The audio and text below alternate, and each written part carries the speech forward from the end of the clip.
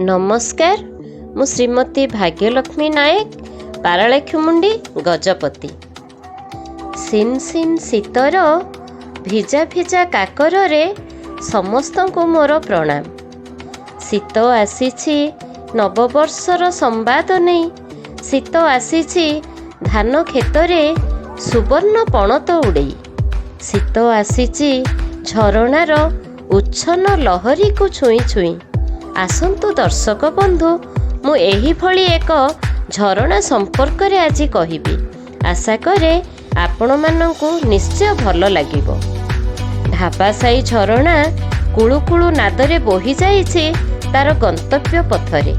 तार चतुर्पार्श्वरे कि अपूर्व शोभार भंडार, सबुज बनानी मध्यरे से झर झर होई बही जाउछि। गजपति जिल्लार रायगढ़ ब्लॉक निकटस्थ ढाबासाई झरणा संपर्क रे आसंतु आज जानिबा। गाँर ना अमेड़ा, अल्लाझोल, आरुतंग, गुरुसिंह, जरलांग नाल आसी ढाबासाई झरणा देई महेंद्र तन्या नदी रे जाई मिसिछि। एही झरणा कूଳରେ 7टी पत्थर रे 7टी गात रहिछि। एहाकु वर्णना करिबाकु जाई सेठाकार लोक कुहंती जे ढाबासाई झरणा रे 7 भौणी आसी हळदी पाटी देहरे लगाई स्नान करुथिले। एणु 7टी पत्थर रे 7टी गात होइछि बोली सेठाकार लोक विश्वास करंती।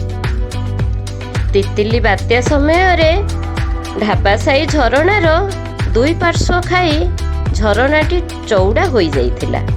गोटिए पत्थर को ढाबासाही लोक शिवलिंग बोली विश्वास करी सेई झरणा कूଳରେ एक सुंदर मंदिर निर्माण करुछंती। एही झरणाटी रायगढ़ पुलिस स्टेशन रास्ता देई प्राय 6 किलोमीटर दूर रे अवस्थित।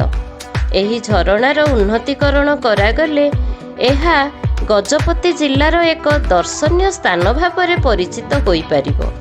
आसंतु दर्शक बंधु, एही स्थान को परिदर्शन करी उपभोग करिबा। धन्यवाद।